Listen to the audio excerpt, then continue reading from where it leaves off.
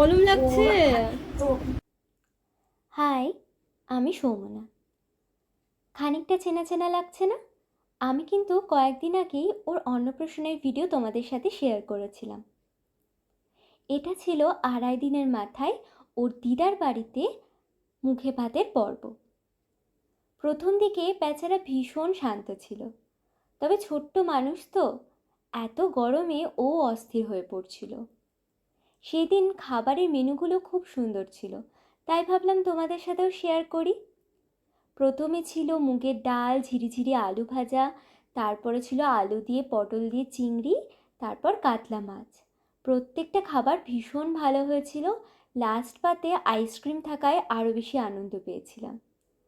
তারপর দেখলে হয়তো পুচকুটা লাস্টের দিকে কিন্তু একটু হাসি খুশিও ছিল। আসলে বাচ্চা মানুষ তো, ওরাও তো গরমটা বোঝে।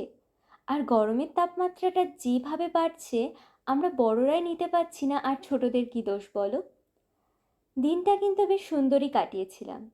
তো এই তো ছিল আরও একটা ছোট্ট মিনি ব্লগ। তোমাদের কেমন লাগলো অবশ্যই জানিও। টাটা।